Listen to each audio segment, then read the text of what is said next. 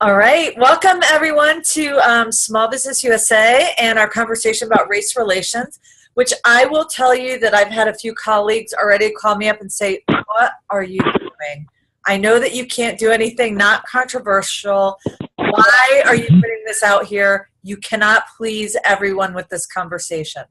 So I don't think this is about pleasing anyone. I think it's about really being honest, helping business owners, and really – and hopefully we walk away from this breaking down some walls and making America a better place again. I almost said make America great again, but that would be a really bad topic for this call.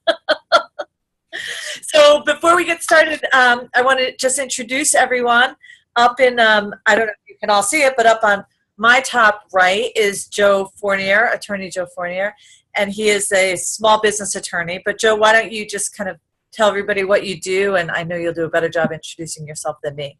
Sure, I'd be happy to. Can you hear me okay? Yeah, a little bit louder, though, would be great. Okay. Yep, my name is Joe Fornier, and I am the owner of Fornier Legal Services. We are a business and estate planning law firm in Connecticut, Massachusetts, and Rhode Island.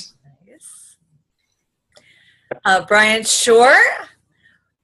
Bryan is the owner of Sewing Loft of Avon, and I'm just like, I'm so happy that he's a member of Small Business USA, but also a real active participant in our calls. And, you know, I could not resist having you on this call, Bryan, after we did the Trump versus Clinton event. I mean, that was awesome. So I know you got a lot to say, Bryan, but please introduce yourself.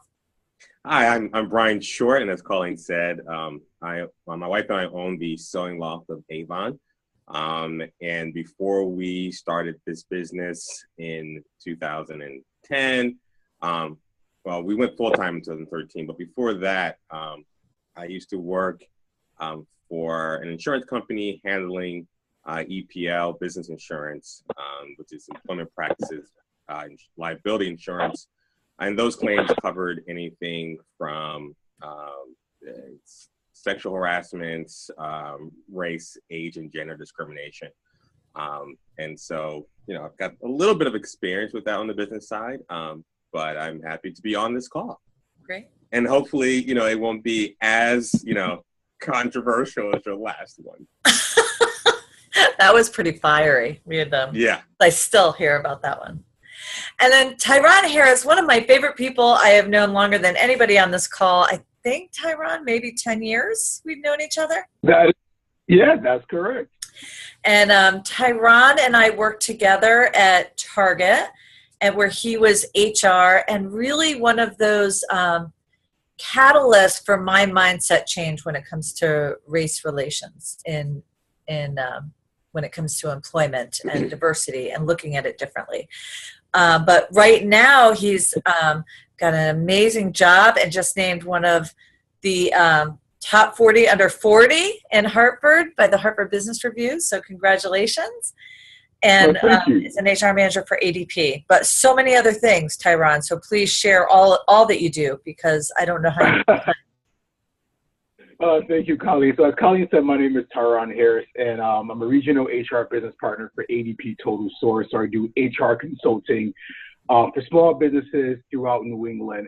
I'm also a business owner myself. I own two businesses, a networking company, and I just launched my second business, which is a boutique catered to what I call the nobleman. It's called the Traveling Gentleman's Boutique, and it's a unique taste on different styles. But as Colleen said, HR is my passion. My degrees are in HR, certifications are in HR, and I love going around talking to small businesses and even the community about the importance of race relations and what it looks like, and being comfortable in your own skin to have these difficult and challenging conversations. And we can make it fun. It's all about first getting comfortable and then how to address each scenario as they come up. All right, so I'm going to start off. Thank you, guys, and thanks for being here. And I want to warn anyone watching this. I'm going to share some truths today from my perspective, from other business people's perspective. I'm going to challenge these guys on things that have been said, things that have been heard. things that are out there. And this is our opportunity to make a difference, you guys. But let's start off by kind of starting with Martin Luther King. He very famously shared his dream. And I think now in 2016, I would love to hear what your dream for race relations is in America. And also, how close are we to it? Who wants to start? Not me. So, all right, I'll start. I think my dream of race relations in America is a place where we can talk about issues and without going to the extremes. I am under no illusion that, we will ever live in a completely, a society that there aren't any racial tensions. United States is a country very unique in the fact that we are, in many ways, a nation of immigrants and diversities of cultures. And with any society like that, we're going to have clashes between cultures and religions and perspectives that don't always agree. I think where we get into trouble in this country is when, we start looking at things from the extremes or don't try to understand the perspectives of other people, whether they're perspectives of minorities or non-minorities. So I think really my dream for this country is where people feel comfortable enough to talk, to share, have discussions, and reach a middle ground. Even if there is disagreement, at least there's an understanding. I think that would be a great place in this country, and that would kind of move aside some of the extreme views. Thanks, Bryan. Tyrann, you want to?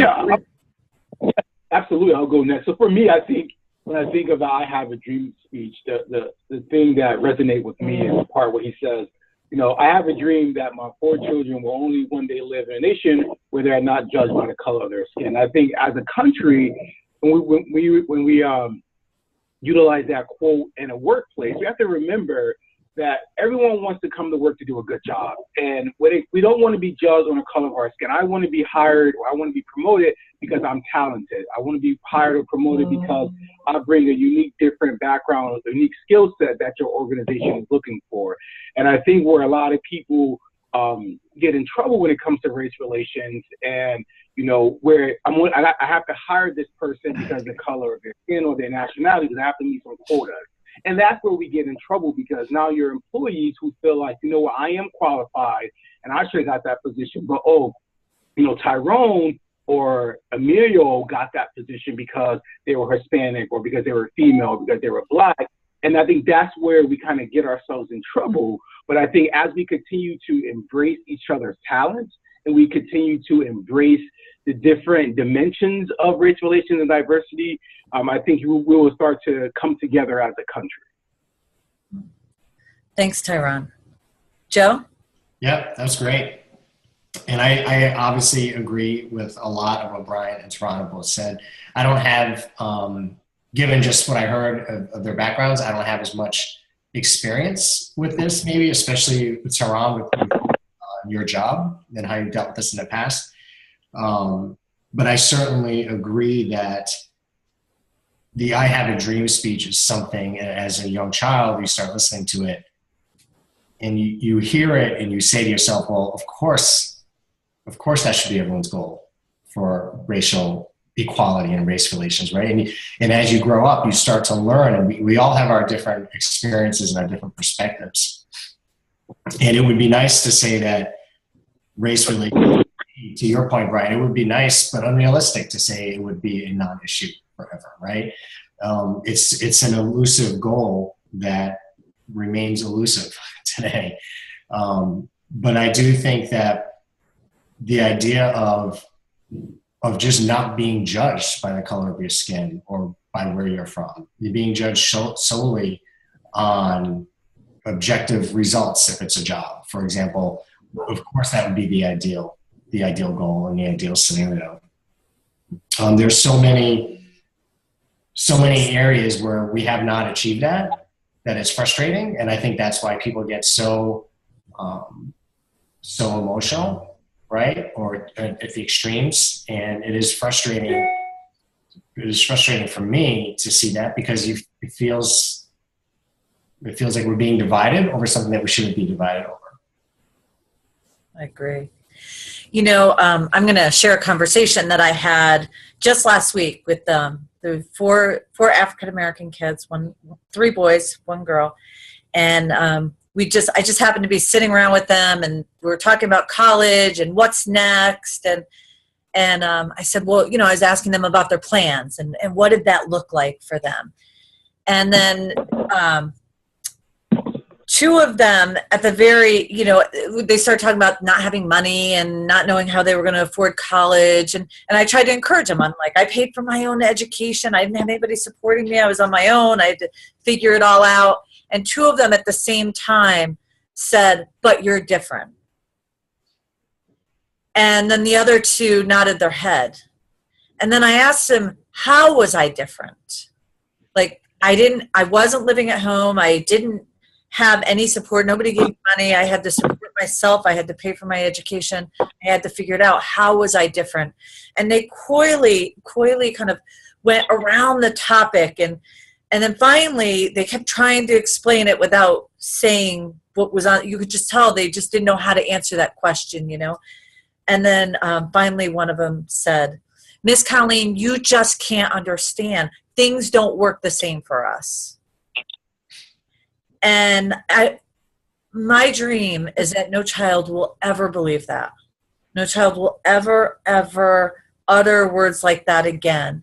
And they actually surprised me, because I look at the newer generations, millennials and Generation Z, as more colorblind. But you know, they were poor kids. They were, you know, coming from the north side of Hartford. It was an opportunity, you know, I thought, to reach out and help these kids and inspire them. But it was sad to me that was still inside, that they didn't believe that they had every opportunity to succeed.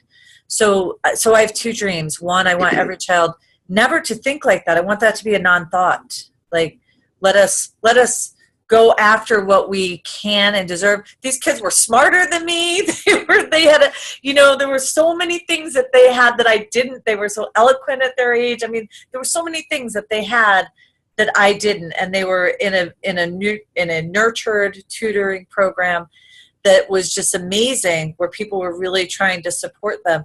And I thought, gosh, these kids, I wasn't going to hear that from them. Right? And I was surprised to hear that. So I hope, my dream is that no child ever feels that they are being held back because of their race, sexuality, whatever it is. But I also believe, I think you guys know I'm kind of a big see the good. I hope that we all start to see the good in each other before we see the bad. I think sometimes we let situations and biases kind of jump in the way of situations, and we see that with the whole police situation that's going on now. And I just think if we could all just see and assume the good, and I don't think that's a race issue. I think that's a people issue. We see somebody with a scowl on their face, and we assume we know who that person is. Or we see that person like in tattered clothes, and we assume we know what that person's all about, and we transfer our opinion on them. And so I have those 2 dreams, and want to work towards going after changing that. Tyron, you started to bring out and talk about some of the mistakes that we have seen. And I think you have all seen business owners and leaders make mistakes when dealing with race-related issues. Share with me, you guys, some of the biggest mistakes business owners do make. Sure, absolutely. I'll start. So I think for me, the biggest mistake I noticed is not a mistake, but an opportunity for us to kind of shed light on, is that we only focus on race when it's black and white. And we need to remember, as business owners, as managers, and as leaders in our organization, that we have to focus on the different dimensions of diversity. So from skin color to your eyes, to your nose, to your hair texture, all that is all part of the whole race relation conversation and the whole inclusion when it comes to respecting race relations and diversity. And we also got to keep in mind there's different categories of that. And I think a lot of people only, and I think is what we're seeing in the news and what we're seeing in this upcoming election, which will all be over in a matter of weeks, November 8th. But I think we forget about people who are disabled and people who are being discriminated against or around their education and economic levels and sexual orientation and religion and age, that we only hone in on black and white, but you have another group of individuals that may not feel supported by their organization or when it comes to race relations, because we only care about this category. What about me who I am disabled? Or what about me who, I grew up in public housing I'm not as educated as my peers and my coworkers. So what resources are you giving me, or how are you helping me navigate through some of these hurdles that I'm facing in the workforce, or even when I'm talking to you, because you can't relate to me because you are, you have a Harvard Ivy League degree and I just have a high school education, and you're not giving me the opportunity because you only see that part of me. So we have to think about all the different dimensions and not just only focus on the black and white of our skin, but it's so much more and so much deeper than that. And as we prepare to have these discussions, if you don't feel comfortable having them, I would say definitely utilize the resources that's around you.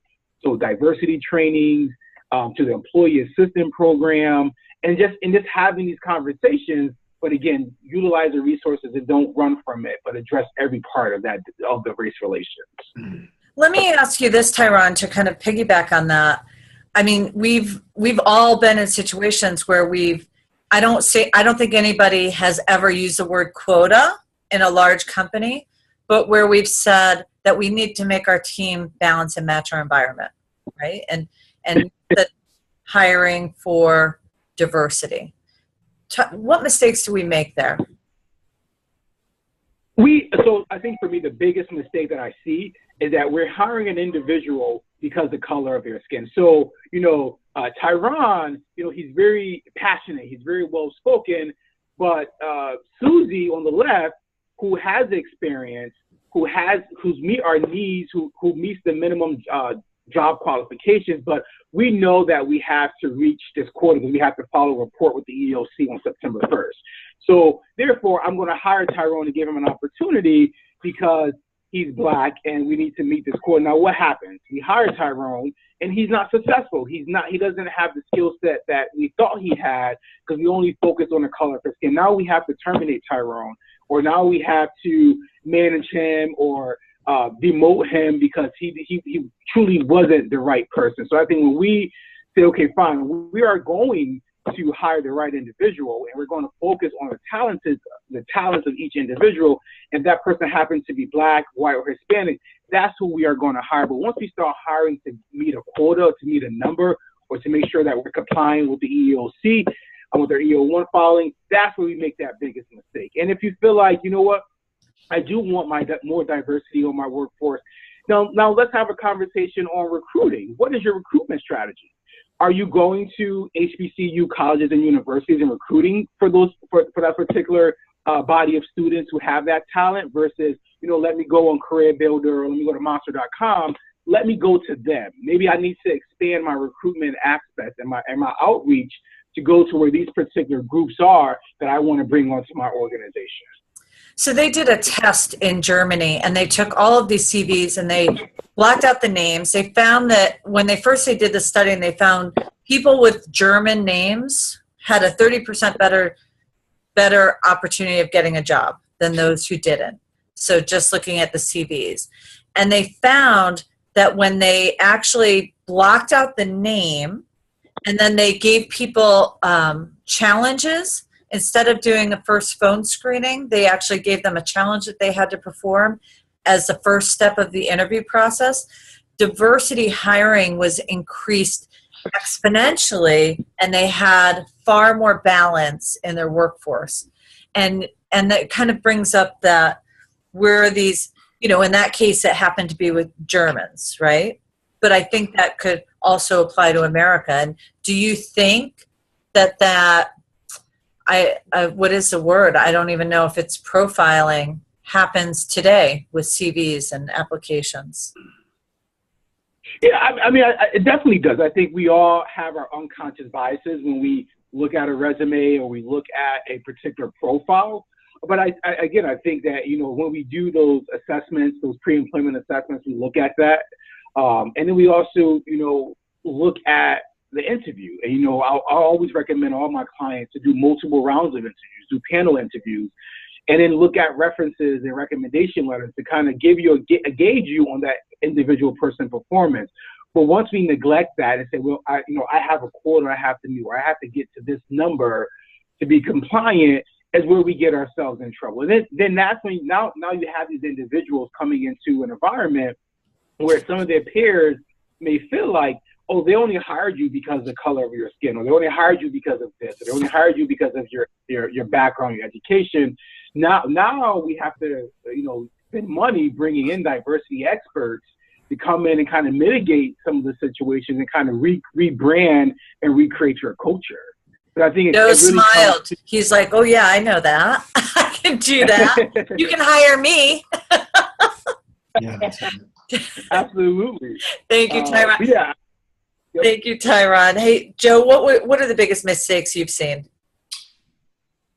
Well, I would say, Colleen, I've seen a couple different categories of mistakes. I would say from more of a kind of an intangible perspective, I think that I've seen work in corporate environments where people just don't understand necessarily the effect of their actions. So if you tie it back to what you mentioned earlier, that it didn't really enter your mind when you're speaking to these young children, that they would have this different lens, right? That in a lot of times in the employment and the corporate environment, I don't think companies, they can become kind of detached, especially in larger, geographically wide companies.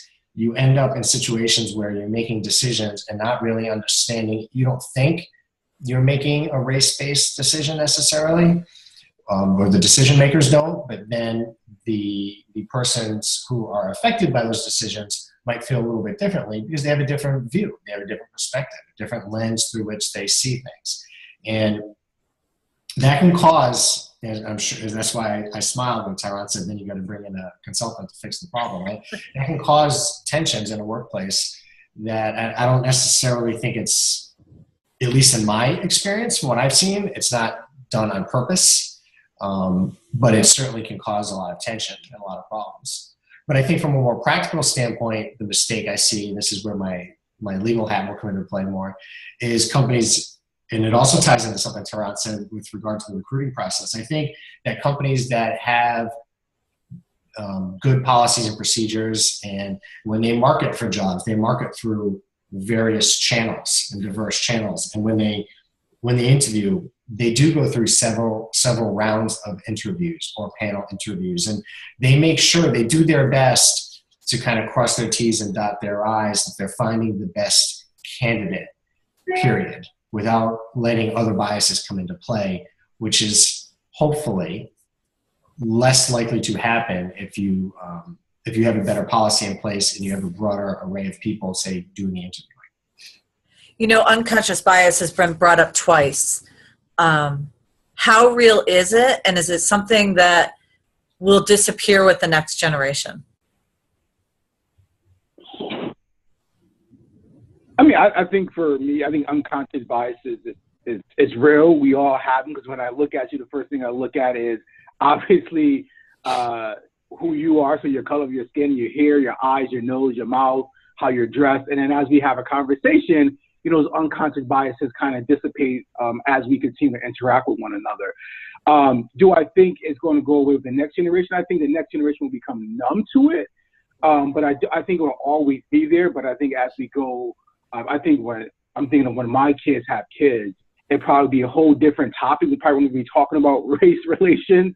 It may be something else that from 50, 60 years from now we won't know about. But I think over time, the next generation will become numb to. They won't be as focused on it as we are today.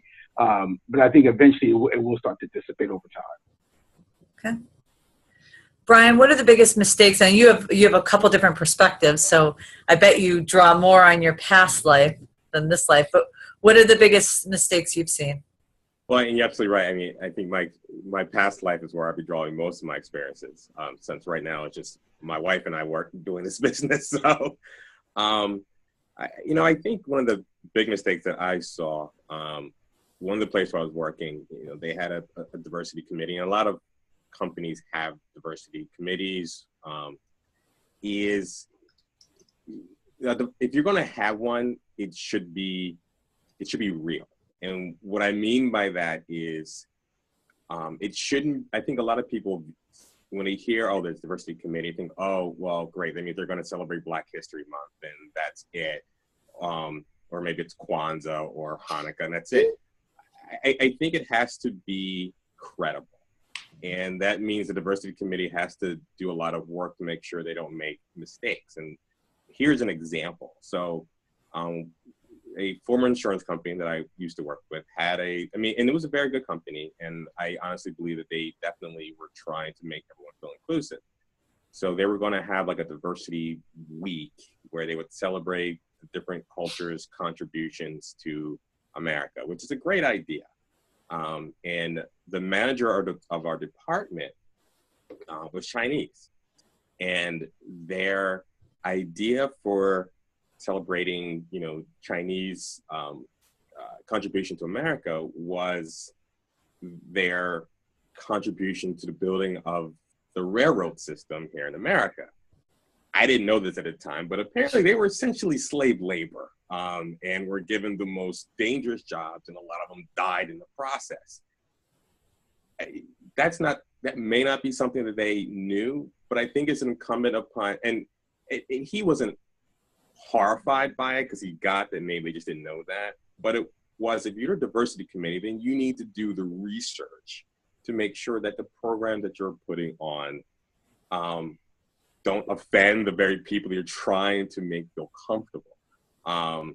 So I think, in my experience, personal experience, I think that's a mistake that companies make, is when you're going to try to do something in order to be inclusive, in order to have diversity, don't do it as just a one-off or as we've got to do Black History Month or we have to do this, but make it genuine and a part of the company.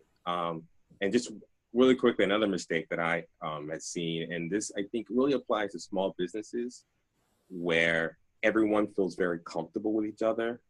When I worked on a few employment liability cases where people became to feel very comfortable with the other races in the office, and some culturally insensitive things were said, and that the person either took offense to or did take offense to, but didn't express it at that time. So then when the lawsuit happens, a lot of the people were very confused and said, well, we joked all the time about this stuff. And they even joked back. And it's like, you have to be careful with that stuff, especially if you're in a management position, if you're a supervisor. People I usually dealt with were supervisors and managers of the people that were bringing the lawsuit. If you're in a supervisory position or a managerial position, don't do it. Just don't joke about it. I mean, everyone wants to feel like a family. And I think small businesses kind of fall into this group where it's like, oh, we're a family. We've gone through tough times and we know each other. Maybe you hang out after work. But I think the management has to set an example for the people below them and have to understand that even if the person of that particular race is joking about that, don't participate. Because even if they laugh when you make that joke, you're their boss. And they may be thinking, I just want to keep my job, and I may have to do this to seem like one of the guys. So I think from a practical perspective, I think that's one of the pitfalls that I saw a lot in some of the insurance claims that I dealt with. It's just people get almost, you want to foster familiarity, but you have to be a little careful sometimes. So I don't know if you remember this story, Tyrann, but Tyrann was part of my diversity committee a long time ago. And I was really frustrated that we couldn't balance out the grid. Like I wanted like if we were in a community that was 30% diverse, why couldn't we have a business that had 30% diversity? We had so much work to do in that area. And Tyrann looked at me one day and he goes, well, Colleen, and I'm paraphrasing this, but basically he said it far more politically correct. He goes, Colleen, when you send people to campus, you send a bunch of old white dudes to recruit. He goes, what do you think you're going to attract? Do you remember that, Tyrann? Yes.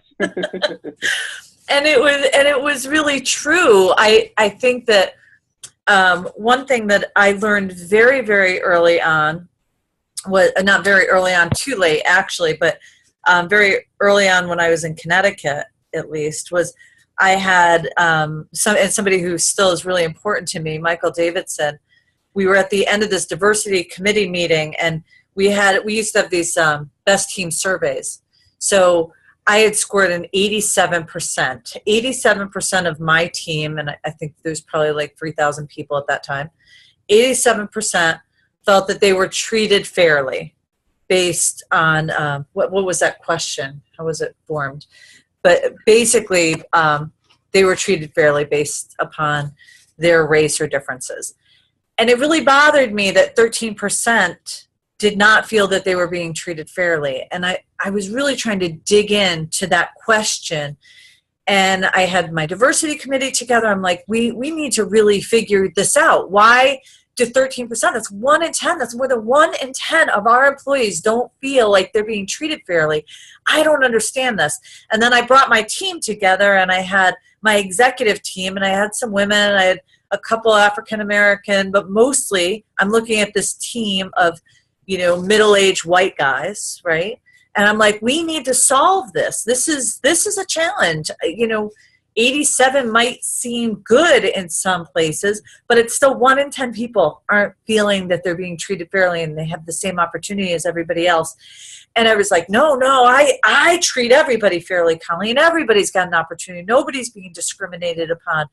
And finally, God bless him, Michael Davidson, at the end of the meeting, pulled me aside. He put his arm around me and said, we need to go take a walk, Colleen.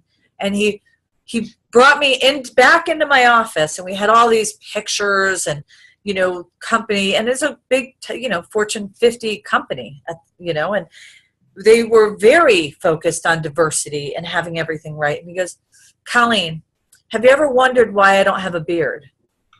I was like, no, never crossed my mind. Because I want you to look at all the pictures here. No one has a beard. And I was like, okay. He goes, how many African-American women that work for you, Colleen, don't straighten their hair?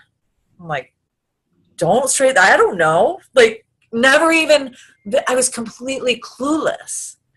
And sure enough, I could not think of one person who wore their hair curly in my out of 3,000 people. I couldn't think of one person that I had seen. And he goes, look at the pictures.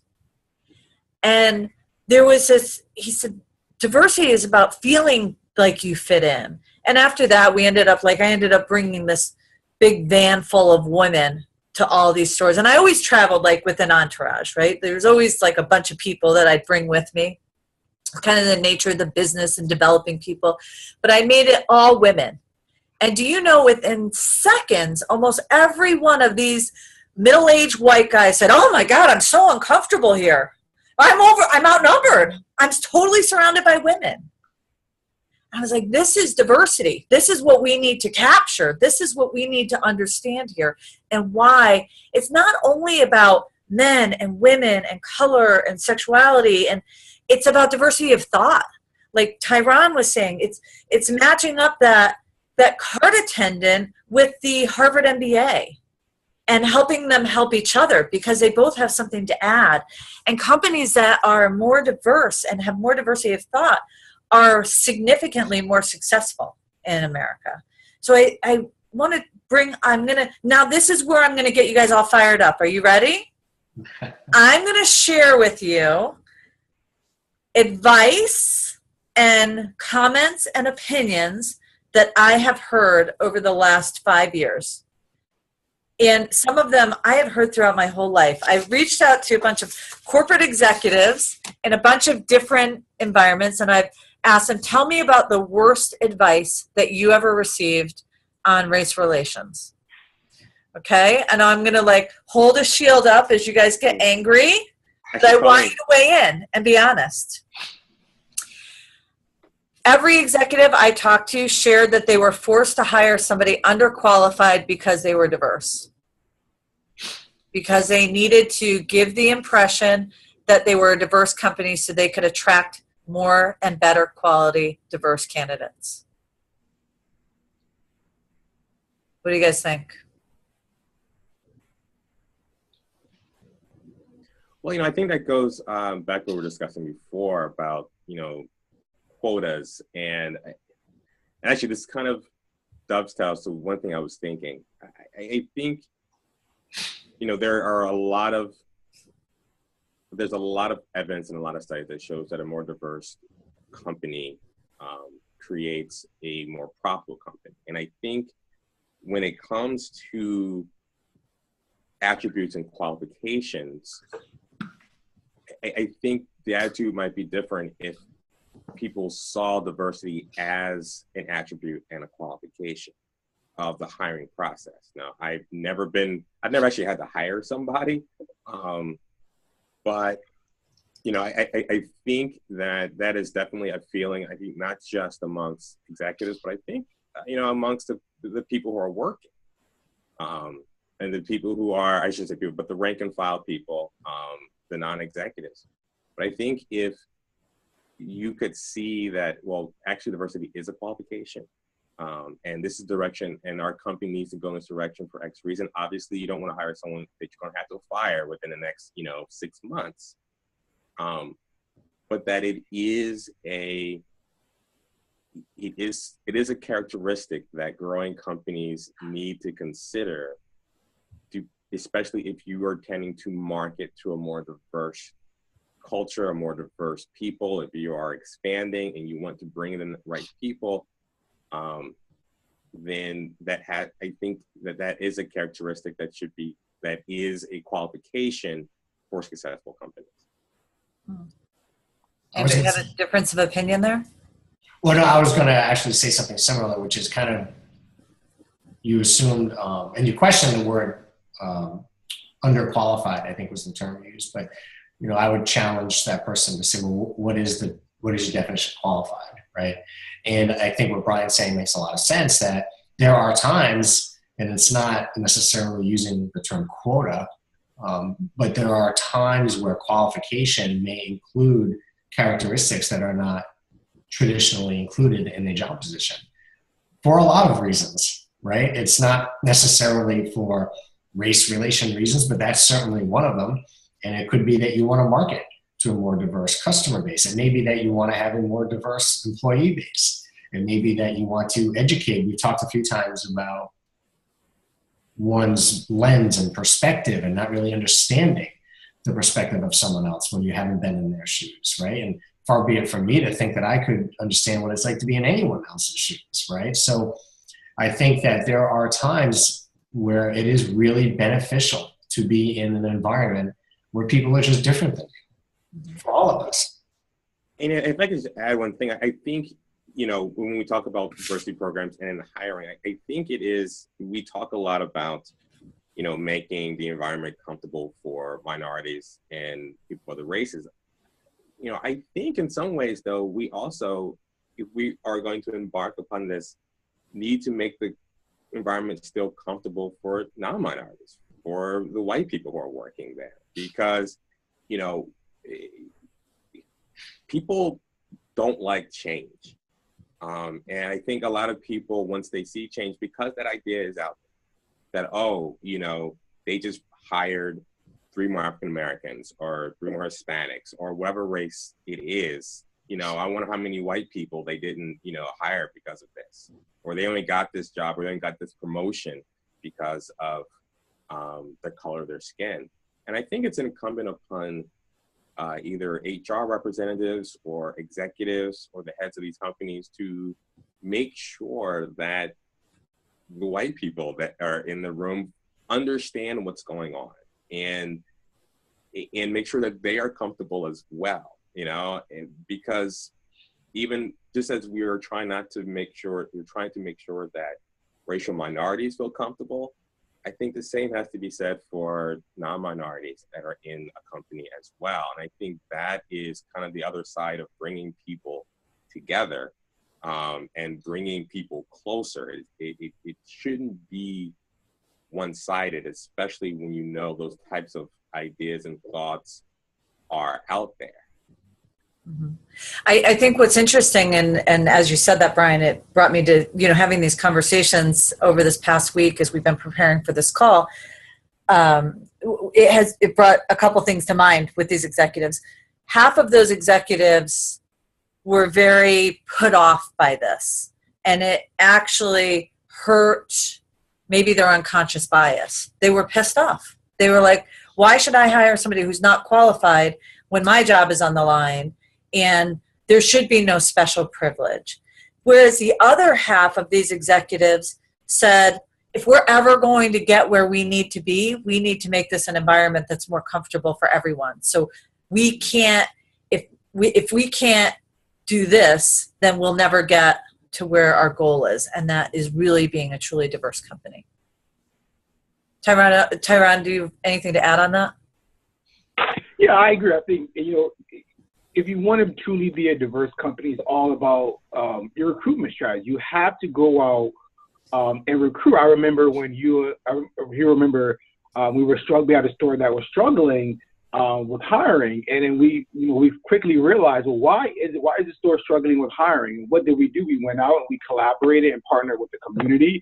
We partnered with the transit system, and we were able to get another bus added to that bus line, so we can get more of the people in that community that we were in to represent hire them and bring them to the store. So it's all about that recruitment. I understand what some executives will feel, I'm only going to hire the most qualified individuals. And some say, well, we need to reach this quota. We need to prove to the world and prove to our shareholders and to our employees that we are a true diverse workforce. But in order for us to be diverse, we have to go out and reach out. We have to go out into the community. We have to think out of the box when it comes to recruitment. And then that's when you will find those talented individuals.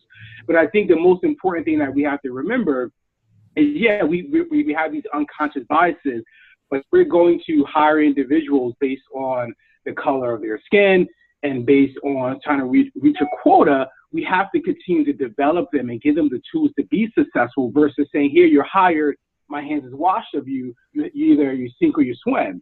And we have to, eliminate that mindset and that thought process when we hire, if we feel like we need to meet these quotas.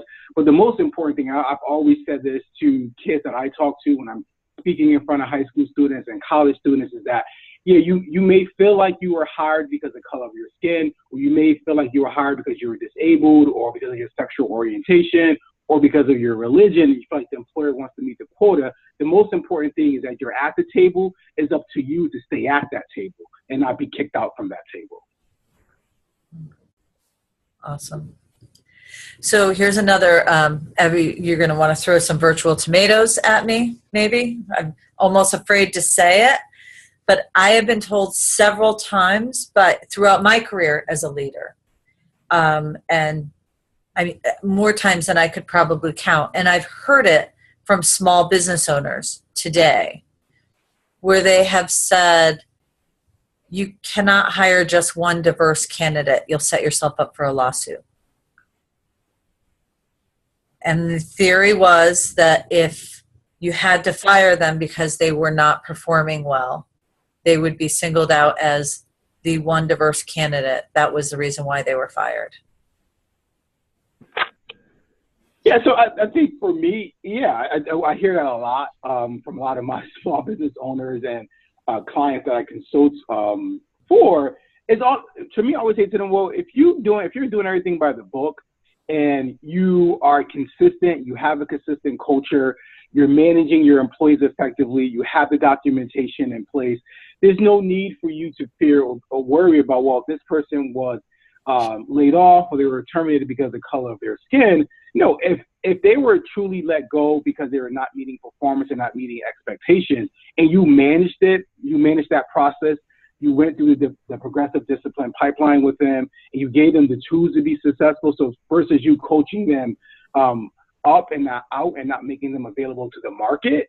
And then if you did all those things right, there's nothing for you to fear. But if you feel like you're not consistent and you didn't want to invest into that individual person because you just gave up on them, then that's when you're going to see the problems. Now you're going to spend thousands of dollars trying to defend, well, I did not fire them, I did not lay them off because of the color of their skin, I fired them because of X, or I laid them off because of Y. But if you're consistent and you built that culture of training and development, there's nothing for you to fear. And once they start to hear that, and we start to go over the documentation and show me that you held this person accountable for the same exact thing across the board. So this is your policy, and whoever violates that particular policy gets, here are the action steps to follow. If you're consistent, you can prove to me that you're consistent. There's nothing for you to be worried about. But if you can't prove that you were consistent, then yes, that employee is probably going to fear or feel that, hey, I was fired or I was let go because of the color of my skin because, this person got away with it, but I did the same exact thing, but you're holding me accountable. You know what, Tyron? I'm going to be an antagonist right now because I think the media does not help your case. And Ford City, Chicago, we had an African-American woman who was fired. And her leader did all of the right things. The store manager of that store was, I don't know, 55-year-old white guy. Jesse White, who is a pretty huge advocate for race relations, who's a politician, famous politician out in the Chicago area, storms into the store, publicity raging, screaming at the top of his lungs because this young girl was fired. He was with her mother and the young girl, screaming at the top of his lungs. It was a PR nightmare. Showed him the documentation, could not get him to believe that this girl was not unfairly targeted. And all of a sudden the manager said, hold on, let me get her direct supervisor, who happened to be a 50-year-old black woman. She walked in, she verbally beat the crap out of Jesse White. He said, I am so sorry. I respect your decision. Turned to the girl, you need to be a better employee, and walked out of the door. I can give you 100 arguments on TV where we see that people are, there's a criminal, somebody who is shooting at people, who has a gun, and I don't want, this is a very volatile conversation, I know, but we see this in the media where people are saying, why are people standing up for a criminal? Why is this happening? And we know at Target, we fired somebody for stealing $50 and they told us it was race related. Well, took $50, put it in his pocket, and we spend all this money defending him and sending people to unemployment to defend our decision. People can say anything, and I think there's a real fear on both sides. And I don't want to be the antagonist, but I want to talk real. Here is this fear, and we see it on the media every day. And I'm going to tell you, sometimes you see it on the media, and man, they should be standing up because there was racial profiling and they were wrong. And then sometimes it just doesn't make sense why they're standing up for people. So I think there's this real, true fear from employers, that we can say, do all the right things and you'll be safe and protected, but it doesn't feel like that all the time. Well, I think what I'll have to say is the reason why I think that's an excuse, and is while you can always find some anecdotal reason why, I don't want to hire this person because I might be sued. The reason why I think that when it comes to preventing a diversity, that's an excuse, is because you can say that about anything. When I was doing employment practice liability claims, most of the claims that we saw were either age discrimination or gender discrimination. There were, we did see some racial discrimination, but most of it was age and gender. So by that theory, to the person who's advocating that, by that theory, you shouldn't hire any women, because if you ever have to fire them, then they're going to claim that it was gender discrimination. Don't even laugh, Bryan, but I remember the day I turned 45. And I remember day I turned 40 in corporate America, it was like somebody said, "Oh, good, now you're protected and safe." Like, what? No. Yeah, I mean, I'm not. I shouldn't. I didn't mean to. No, but you're right. No, but in that case, then you would never fire. You would get rid of anyone, while they're still young, so that you don't get, charged with age discrimination when you have to fire them when they're in their 50s. It is an unfortunate reality in our country that people are going to sue, that everybody, but if lawsuits are your true motivation, or a possible of an eventual lawsuit is it your true motivation when it comes to hiring, then you wouldn't hire anybody. So to people who use that excuse, I see that as just a pure excuse, because if you take you don't see it as a valid fear. I don't, because then, as I said, you wouldn't hire any females. You wouldn't hire any males over the age of 50. You wouldn't hire a female who is potentially going to get pregnant, a pregnant age, because if she gets pregnant and she happens to, be a bad employee and you fire her, she's going to say that you fired her because of the fact that she was pregnant, which we saw a lot. So, I think that while protecting yourself against lawsuits is a concern amongst all business leaders, because when there is a downturn in economy, you have to let a lot of people go, and you are opening yourself up for lawsuits. If that is your true concern, then I think the advice that was mentioned earlier is the solution, that you're going to have to keep good records and make sure that you dot every I and cross every T, not so much to prevent the lawsuit, right, but to mitigate your chances, to mitigate the losses in the lawsuit, so you can have, you're probably going to have to hire an attorney anyway, and you're probably going to have to spend some money. But if you've done everything right, and you've done your hiring correctly, and your HR has acted properly, then most of the times you can get out of the lawsuit within a motion to dismiss or in the administrative phase. And it's not more money than you've made from building a diverse company. I would also argue that the people that are truly afraid, and that this is, and I bring it up because I know it's there. I've had these conversations. These are people having these conversations that are really concerned about it. But I would also, and I always send it back to them, because it's about how you lead your team. It's about, if you're having real conversations about somebody's performance and you're doing it right, and you're giving them the opportunity to succeed, and it's very performance-based conversation that is specific, and you're coaching them well, that you're never going to have that problem. I don't want to say never. To your point, if I'm a 40-year-old woman and I can't get another job because I'm over 40, well over 40, then maybe that's my, I'm grasping for something to hold on to so I can feed my family. I mean, stuff like that happens, right? Yeah, but, I mean, it definitely happens. I'm sorry, I didn't mean to cut you off. No, go ahead. But I do think that the person who thinks like that there's probably a deeper challenge, is that they don't have a great relationship with people, or they're afraid to have, or they don't know how to have better conversations and manage performance of their team. Yeah, and I don't mean to minimize that fear. I think I'm kind of minimizing the targeting of that fear to racial minorities, because they're absolutely a fear. And I have to admit, when I was working on those claims, I felt sorry for small business owners, because a lot of times they got caught because they were more, small businesses tend to be a little bit more informal when it comes to their HR practices. Joe's nodding his head strongly on Right. that one. You know, they tend to be a lot more informal and give person chance after chance after chance, and maybe they don't make it a permanent record in their file, and you know, because they know the person for years and maybe they feel sorry for them. And those are the good things about small businesses.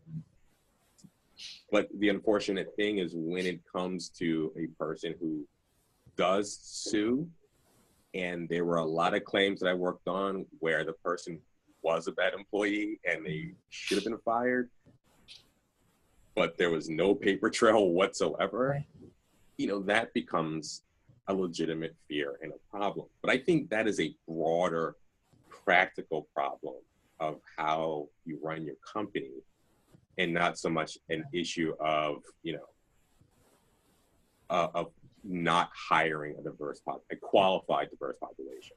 I think Joe and Tyrann will probably be able to talk to this too, but I think one of the challenges of being an at-will state where you can terminate somebody at will just creates a whole nother host of issues. People don't have to be great leaders. But Joe, what were you going to say?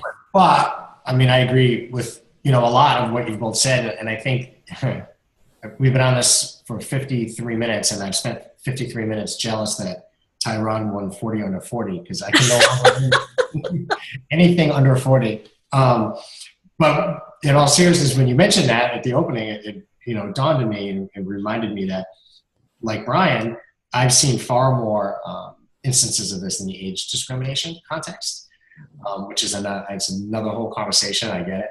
But I think it's so important to have, we've talked a couple of times about the policies and procedures. You have your progressive discipline policy. And if you do things the right way, at the end of the day, in an at-will state, you can fire anyone at any time for any legitimate, non-discriminatory business reason. But is it truly a non-discriminatory business reason, right? That's what you have to prove or accomplish. You don't have the burden of proof necessarily, but you do sometimes. And if people who are saying the initial statement, Colleen, to me, that's just an excuse. They're either lazy or they're worried, maybe. And maybe it's because it's small businesses, it is more difficult to have the right policies and procedures in place and to follow them. Of course, right? Everyone's chasing the next dollar. I get it. But it is so vital to take care of those things in-house and to do them properly, so that if you are terminating someone for a legitimate non-discriminatory business reason, you can show that. And if you can't, well, maybe you need to reassess all of it, you know, and maybe it's not a non-discriminatory reason and you think it is. Right. So Tyrann, my whole intention here was to get you all fired up, and then you got quiet and I can't see your face. What do you think? Yeah, I agree with what my co-panelist said. I mean, at the end of the day, we are Connecticut, and most states are employer at will state. You do have the right to terminate, you have the right to resign without notice. But it's all about that. If you're consistent with the culture of accountability and holding the employees accountable for, and you know, following your policies, then yes, there's nothing to fear. But as everyone said, you know, we always fear that, well, you know, I don't want to fire them or I don't want to let them go because of this or because of this age or sexual orientation or their ethnicity or because they're disabled. And I mean, that's a whole nother topic. I mean, I think everyone said age is one, you know, disability is another one where employers feel like, oh, I can't hold them accountable because they came to me and told me that they're disabled, they have this. Again, it's all about that consistency and being confident. And when you're dealing with these situations versus, you know, hiding behind the curtain and saying, I don't want to address it until a bigger problem arises, then I'm going to terminate them because of they stole $50. But, you know, they would have not been able to steal the $50 if you held them accountable for their performance of not showing up work on time or leaving early or taking long breaks or constantly calling out sick. If you held them accountable from the beginning and remove the unconscious bias, and remove the color or the race or the disability, whatever it is, or the age, and you held them accountable, then they would have not been able to steal the $50, or you have not been worried about, oh, I have to let them go because they're 55 years old. But if they're not meeting expectations and you have that consistent conversations with them throughout the process, then there's nothing for you to fear. But yes, that's real. I see that. I hear it every day. deal with it at least once or twice a week on, well, I got to let this person go. But hey, Tyron, I'm going to let you know that they're disabled, or they're over the age of 50, or they're Hispanic, or this. It's like, okay, so let's talk about the process. So are we firing them because of their race, or they're disabled? No. Well, why are we firing them? Because they're not meeting expectation. So walk me through the conversations you had with them. Walk me through their training and their learning plan. What have they been taught? Did they sign off on their learning plan? You know, how consistent are we having these follow-up conversations? And that's how we kind of talk them off the ledge versus saying, all right, I hear you. Let's not fire them because of this. You know, let's talk through this process. Yeah.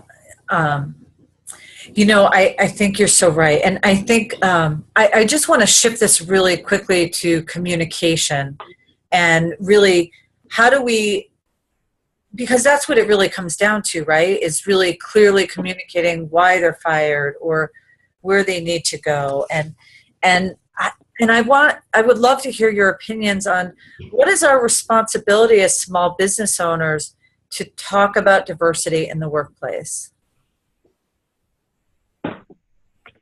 You know, and I do want to say, so Joe sent me a message, but it's such a good point. And there is so much employer responsibility here, but it is your responsibility to help your team succeed. And I think, Joe, that it's such a good point that we have to, when we bring somebody on, it costs so much. It costs, the average is a minimum of 1 year's pay. If that person makes $50,000 a year, it costs $50,000 a year to onboard them, the shift in customers, what you lose in sales. It, like, to have to hire somebody else costs a lot of money. It's our responsibility to help them succeed and not just hold them accountable. So great call, Joe. But I'm sorry, how do we talk about diversity in the workplace? Is it a small business responsibility? I think for me, I think it's very important that as small business owners, being a small business owner myself, is to talk about the importance word is the word inclusion. What does that look like? What does that feel like? And it's all about making sure everyone feels valued. Everyone feels like they're coming to a workplace or they're working for an employer that, you know, embraces diversity, embraces inclusion, and embrace who they are and what talent they can bring to the table. And then for me, I always tell my clients when they're having these difficult conversations with supervisors and managers, or where I'm doing diversity training, you know, don't always overreact or overact on the questions, or, you know, kind of figure out where are they coming from. You know, I noticed that you made this comment, or I noticed you felt that way. Why did you feel that way? So we can kind of peel back the layers and kind of see, you know, where is it? And I always tell all my clients, and even myself, when I'm interacting with students, whoever I'm interacting with, even in the community as a school board member, is that let's aim for color fairness and not color blindness. And what does that mean? Let's acknowledge the different differences we have, and let's prepare our conversations on how we react and interact with one another going forward versus, you know, I'm going to only focus on this part of the colorness, but I'm going to focus on all aspects of the color fairness, no matter who you are, no matter what your race are. I'm here to treat you with respect. You're here to treat me with respect. I love it. Hey, Joe, have you seen people get themselves in trouble for trying to have these conversations and doing it so horribly? Oh, sure. Definitely seen people do it horribly. I know personally, you know, since I am in my 40s, as I've already given that up, I do think it is amazing that we still continue to learn something new every day, all of us, you know, hopefully. And for me, in these situations, and I've worked in such a wide variety of organizations, small and large, it's so important to have the conversations. So avoiding the conversations is a terrible idea because you simply don't understand someone else's history and perspective. And I just think you can learn a lot by having certain conversations. And where people get into trouble and where they go horribly is where they just don't understand someone else's perspective, and they can't keep their opinions. They end up in arguments over things they shouldn't be arguing about instead of listening. And you're just far better when you're listening, in my opinion. I'm going to end. Oh, I'm sorry, Bryan. I have a special question to end our call for Bryan, but go ahead first. Now I'm worried. Should be. I would say, and if these conversations can be uncomfortable for business owners, large or small, which is why I think, you shouldn't be afraid to bring someone else in, to talk about these issues. Or not, even if you're comfortable as a business owner or executive having conversations, sometimes the employees won't feel comfortable being truthful with you, if you are their, if you're their direct report, or if you're their direct manager. So sometimes you may have to, maybe outlay some funds in order to bring in someone, but I think it will be well worth it. Even if it's just to periodically check the temperature of your employees. I think a lot of times we become reactive and do these things when there's a problem or something has happened.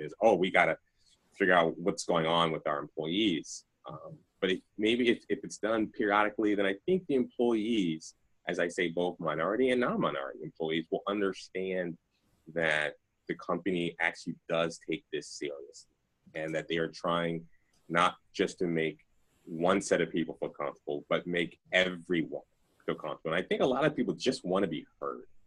I think a lot of people just want to feel that they're being listened to genuinely. And even if there's nothing that can be done, sometimes just venting can make a huge difference. So that's why I think the conversations on a regular basis or periodic basis can be very helpful within an environment. God gave you 2 ears and 1 mouth for a reason. Listen, right? All right, I'll leave this for all of you, and then we'll get off this call because I know we're over time, and I just thank you guys so much for your time. But so this morning there was a report out that millennials are spending 60% less money in Trump properties than they did last year. Look at Bryan's smile.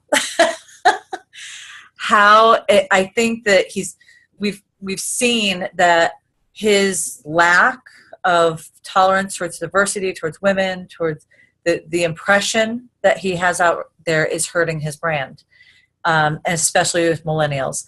How important is diversity to the future of small business in particular? I think it's very important. I don't just say that because I am a minority. I think it's, and I'm thinking some of the generalization. I think future generations, like when we were coming up, it was weird it wasn't weird. It was considered, weird or unacceptable to be, an openly gay person or openly lesbian person.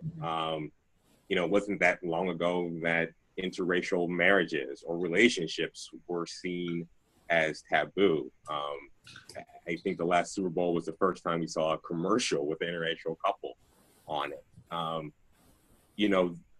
As we become more integrated as a society and as a people, I think the expectations of that integration become translated not just into people's personal lives, but where they work. So I think,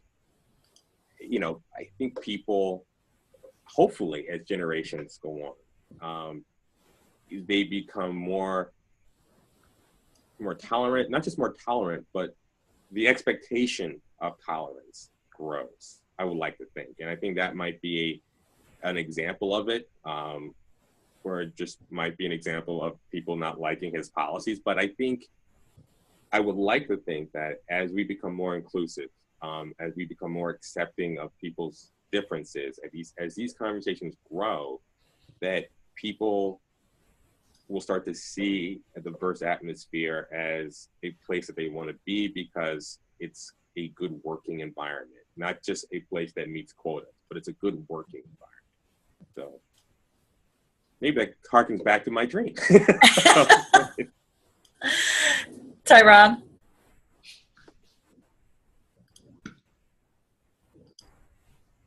Oh, we lost him. Joe?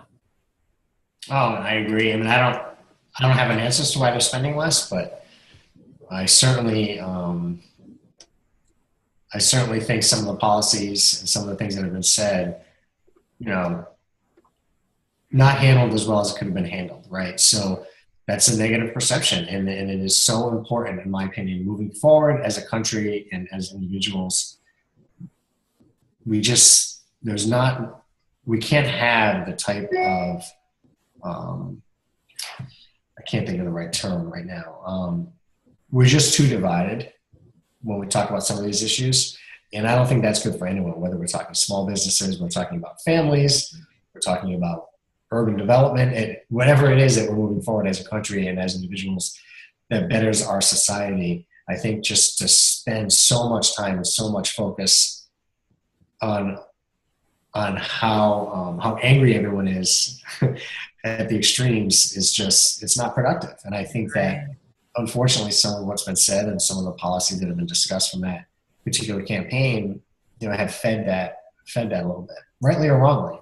I'm not getting into a political conversation on it, but the perception is so important. So I can't wait to go back, by the way, and watch the video that you guys referenced early on.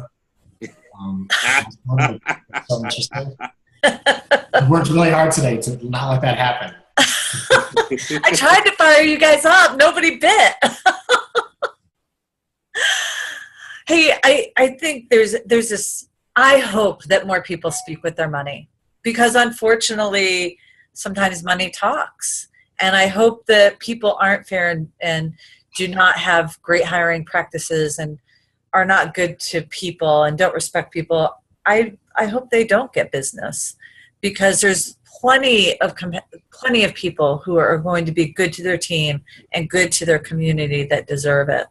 So I don't know if that's what it takes to change. And I also, just to put my own social opinion out there, I think in the media we need to do a better job of uniting people as well. I think the last year has been, it's not been good for what's going on in America and for America. And I think we just really need, I just challenge the media to get out there and show more of the good and connected versus disconnected.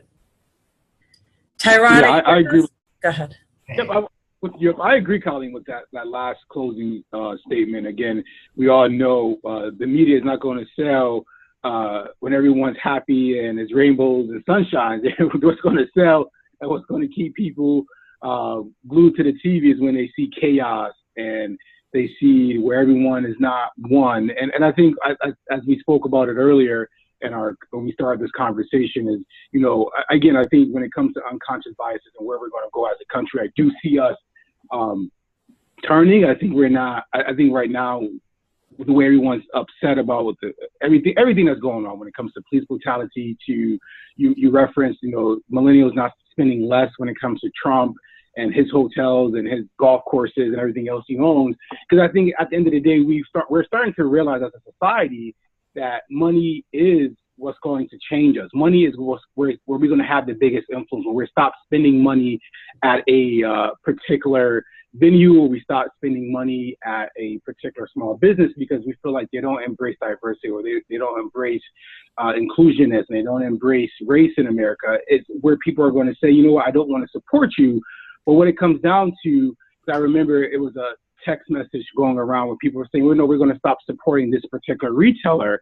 And my argument was, I'm not going to forward this text message that we're not going to support this particular retailer because of their race relations and how they're supporting a particular candidate, or how they're responding to the Black Lives Matter movement. Because we have to think about, if I'm going to boycott this small business or this retailer, what about those employees? How those employees, the cashier, the cart attendant, the dishwasher, how are they going to support their family? And how are they going to put bread on the table and pay for their kids to go to college? And we got to think about that. And so for me, that was my biggest argument. When we say we're going to boycott all these small businesses, it's not about boycotting the small business. We have to help educate these small business owners and on what their impact is onto race relations in America. But boycotting them and not supporting them is hurting everyone else. With innocent employees that may support you, they may feel like that, but they need a job. They have to survive, and they have to feed and provide for their family. Let's not forget about them when we say we're going to boycott or not support that particular small business or that retailer. Great argument. Can't really argue with that. Hey, thank you guys so much. I love all you guys. I think everybody brought something really special to the call today, and thank you, because you are really, really powerful in the movement towards helping small business owners and the community just do a better job with this. So thank you. Thank you. You want to just tell Joe Fornier, everybody's name is on the screen except Tyrann, but if please reach out to us at smallbusinessus.com, and I can get you any of these guys' contact information. You can connect with them on LinkedIn or reach out to, I think they're all listed. Bryan Shore is Sewing Loft of Avon. Joe, I think you come up with Joe Fornier. Yep. Fornier Legal Services. Fornier Legal Services. And Tyrann, how can they get a hold of you? What's the best way? Yep, they can find me on LinkedIn or Tyron Harris at msn.com or tyronvharris.com. Awesome. Awesome, you guys. Thank you so much for a great call. Lots to think about. Thank you. Thank you. Have a great All day. right, thank you. Have a great day.